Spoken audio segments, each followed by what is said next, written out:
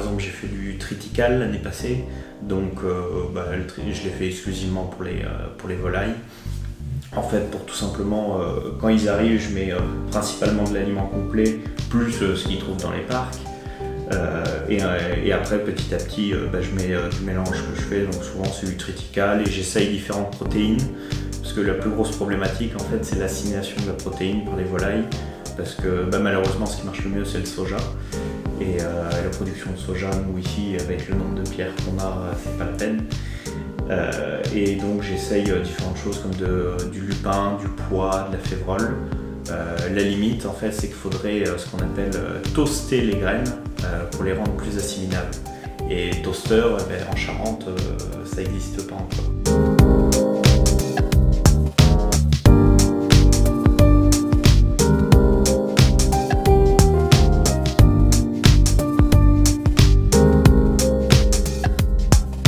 Le défaut, comparé à la plupart des élevages qui sont ce qu'on appelle en intégration, donc là, qui travaillent à 100% avec la coopérative à laquelle ils sont liés, c'est que moi, il faut que je trouve à vendre aussi les poulets. Parce que je peux produire ce que je veux si en face, j'arrive pas à le vendre. Et par contre, ça, c'est plus incertain. Donc, en un an, j'ai eu le temps d'essayer différentes choses. J'ai essayé des marchés, j'ai essayé de travailler avec des restaurateurs, même des collectivités. Et surtout la vente à la ferme chaque samedi matin. Pour moi, c'est la meilleure solution en termes de temps et de coût, puis de confort de travail aussi, parce que je suis juste à côté de ma chambre froide, je suis à côté de l'élevage, donc je peux mettre en avant ce que je fais réellement.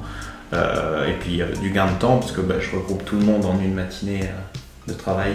Alors pour avoir fait quelques marchés, des fois on peut passer une journée et puis en fait avoir perdu sa journée pour rien, quoi.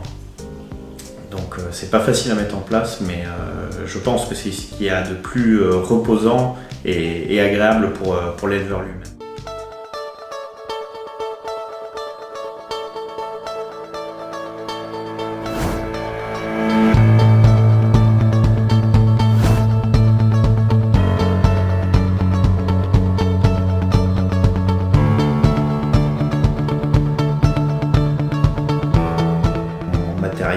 L'avantage, c'est que ça reste très simple, parce que l'aliment, j'ai une chaîne d'alimentation qui prend dans un conteneur.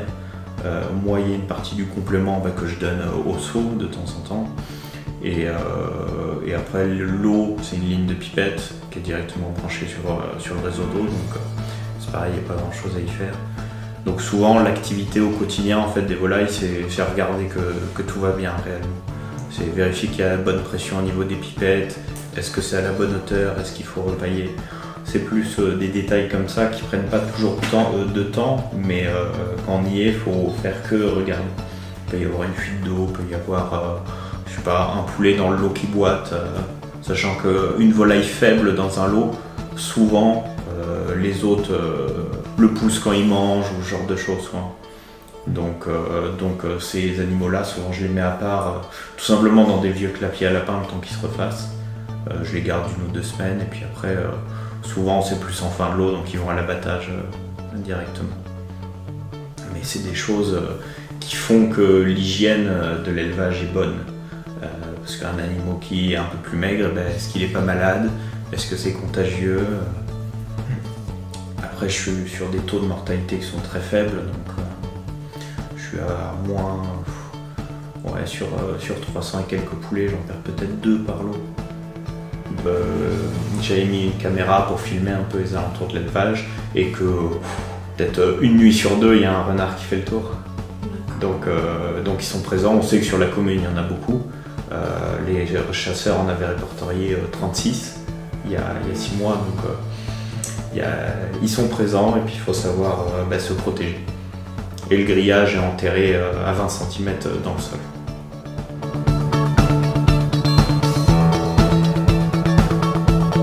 Donc là, avant de rentrer dans l'élevage, on va commencer par passer par la partie sas sanitaire, donc qui est l'endroit où on va se désinfecter, changer de chaussures, changer de tenue, se laver les mains, et donc se mettre en place pour rien apporter en termes de bactéries dans l'élevage.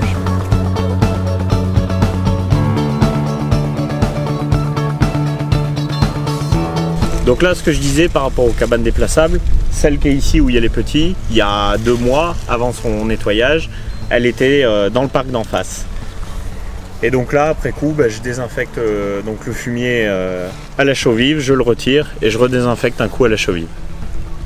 Donc pour la partie alimentation, c'est assez simple. Il y a un conteneur rempli avec l'aliment qu'ils consomment principalement. Là par exemple, c'est de l'aliment complet, donc soja, blé, maïs, qui passe dans une chaîne souple et qui descend dans chaque mangeoire. Et la partie eau, donc il y a un tuyau d'eau directement relié à l'eau du réseau qui va dans ce bac. Et ensuite, ce bac, par gravité, se vide dans le circuit des pipettes. Et donc là, les poulets en fait boivent à la pipette en poussant avec leur bec. À partir du moment où ils ont compris le principe, ils se débrouillent tout seuls. Ça a l'avantage de rester toujours propre et de ne pas avoir de gaspillage d'eau dans la litière.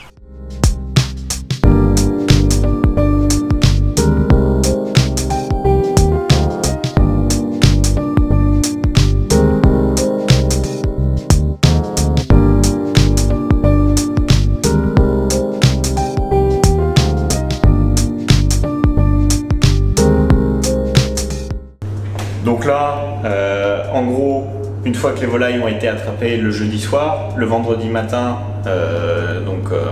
quand j'embauche, les volailles sont là où vous êtes, donc à l'extérieur de la tuerie, entreposées donc à hauteur et pas empilées, parce que je pourrais laisser les cages les unes sur les autres, mais bon, chacun travaille comme il veut.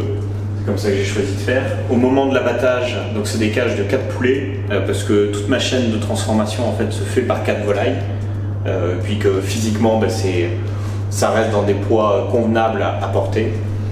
Donc une fois que je prends la cage de l'extérieur, je la rentre ici, je prends une volaille que je tiens contre moi. Normalement le poulet, globalement ils sont plutôt calmes, donc j'ai pas un poulet qui se débat ou quoi que ce soit.